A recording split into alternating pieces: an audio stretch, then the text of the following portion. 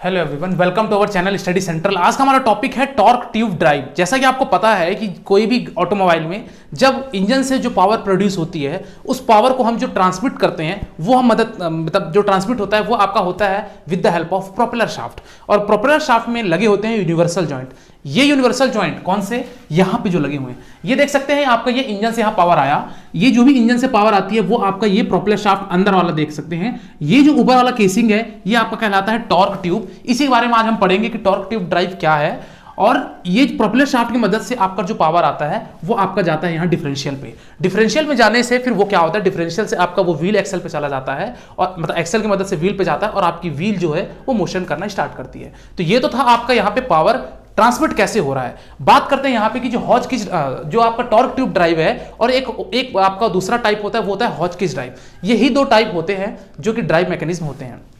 दूसरी चीज ये कि टॉर्क ट्यूब ड्राइव उतना रिलायबल नहीं है। क्यों नहीं है अभी मैं आगे बताता हूं, लेकिन हॉचकिस ड्राइव सबसे ज्यादा यूज होने वाला ड्राइव मैकेनिज्म है।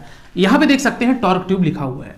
यहां से जो भी पावर आती है वो आपकी इस प्रोपेलर शाफ्ट में आती है, लेकिन इस प्रोपेलर शाफ्ट जो है वो आपका एक टॉर्क ट्यूब के अंदर कंसिस्ट है। अब ये जो टॉर्क ट्यूब है यहां पे आप देख सकते हैं कि ये लगा हुआ है प्रोपेलर यूनिवर्सल जॉइंट। यहां पे ये लगा हुआ है यूनिवर्सल जॉइंट, ये वाला हिस्सा। यूनिवर्सल जॉइंट क्या करता है,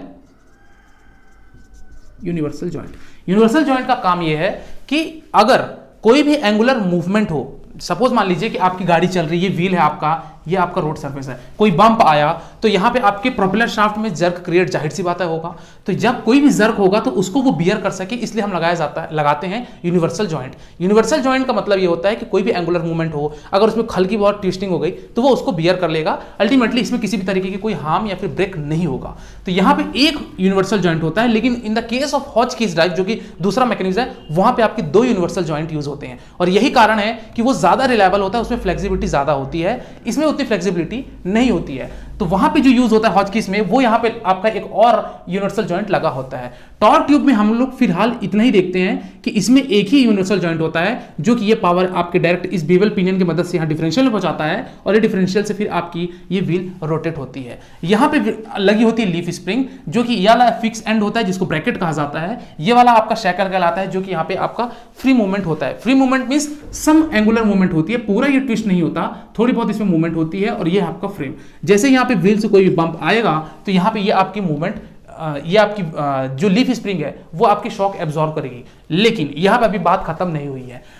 टॉर्क ट्यूब ड्राइव में जो सबसे बड़ा डिसएडवांटेज है जो कि मैंने बोला कि ये जनरली ज्यादा यूज किया नहीं जाता, उसका कारण ये है कि केवल और केवल ये साइड थ्रस्ट को बियर करता है, बाकी किसी भी थ्रस्ट को, किसी भी रिएक्शन को वो नहीं करता है। कहने का मतलब ये है कि अगर गाड़ी चल रही है या फिर व्हील आपकी चल रही है, सपोज मान लीजिए अगर कुछ ज्यादा बड़े बंप आते हैं और उसमें आपके अगर टॉर्क रिएक्शन लग जाते हैं, यानी कि ये कहना चाहिए कि ब्रेकिंग टॉर्क हो गया, आपका टॉर्क रिएक्शन हो गया, आपके ड्राइविंग थ्रस्ट हो गए, तो ये सारी चीजें अगर लगा तो ये टॉर्क ट्यूब वहां पे ये फेल हो जाएगा, वहां पे ये कारगर नहीं होगा। कारण ये है क्योंकि इस वाले अरेंजमेंट में टॉर्क ट्यूब में केवल और केवल साइड थ्रस्ट ही बियर कर पाता है टॉर्क ट्यूब, क्योंकि लगे होने के कारण। वही अगर हम हॉचकिस की बात करें तो हॉचकिस में आपका side thrust, driving thrust, torque reaction, braking reaction, हर चीज उसमें आपका अप्लाई हो जाता है, यानी कि वो बियर कर लेता है। लेकिन यहाँ पे इस केस में आपका केवल साइड थ्रस्ट होता है, इसलिए उतना रिलायबल नहीं है। तो ये था आपका कि टॉर्क ट्यूब ड्राइव जो कि एक साइड थ्रस्ट बियर करता है, ये इसकी अरेंजमेंट थी। एक यूनिवर्सल जॉइंट होता है,